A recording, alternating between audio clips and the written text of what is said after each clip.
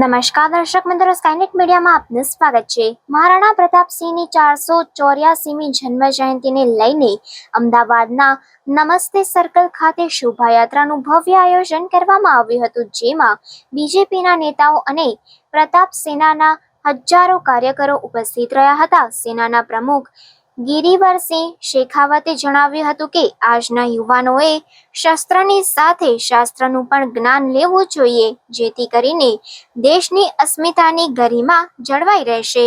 હિન્દુસ્તાનના પ્રથમ હિન્દુઓ સૂરજ અને સૌથી પ્રથમ જેમને હિન્દુ સમાજ માટે દેશમાં લડાઈ લડેલી અકબરનો એક જ શબ્દ હતો કે મહારાણા તું મારી ગુલામી સ્વીકાર કરી લે, પણ મહારાણા પ્રતાપે એ શબ્દને વખોડીને અકબરની વિરાટ સેના સામે હિન્દુ ધર્મની રક્ષા માટે આજીવન યુદ્ધ લડ્યું।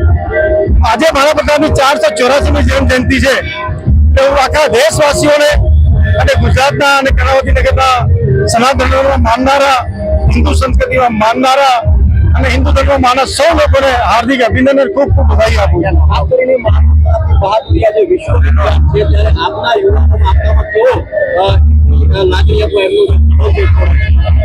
મહારાણા પ્રતાપ જ્યારે 15-16 વર્ષના હતા ત્યારથી એમના પિતા શ્રી ઉદયસિંહજીએ મુગલો સામે લડવાની શરૂઆત કરી હતી।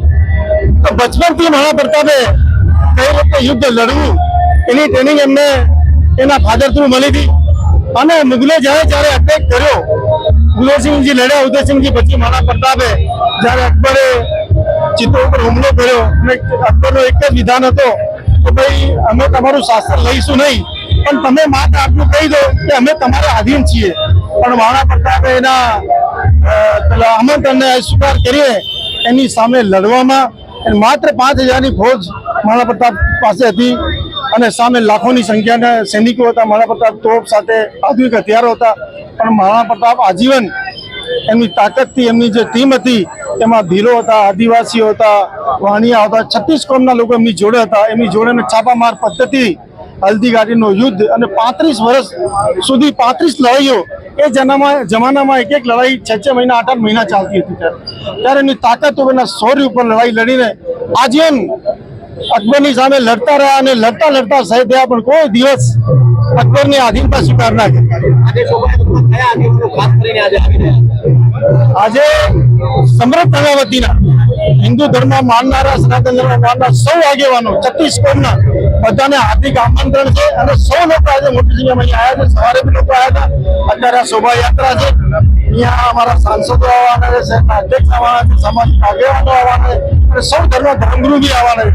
આ શોભાયાત્રા જે પાછલા 5 વર્ષથી કોરોના કારણે અમે સ્થગિત કરતી, આજે પુનઃ આને ચાલુ કરવામાં આવી।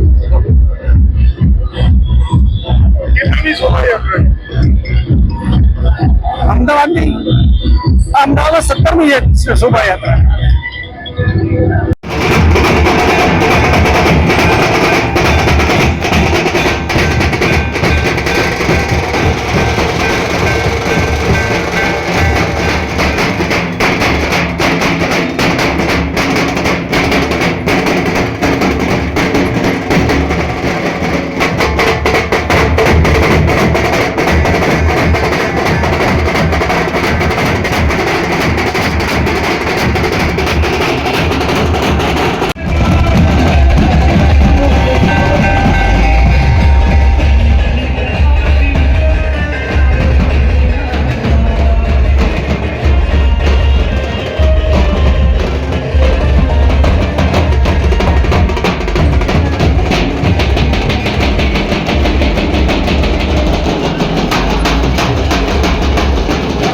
Skynet media, Ahmedabad.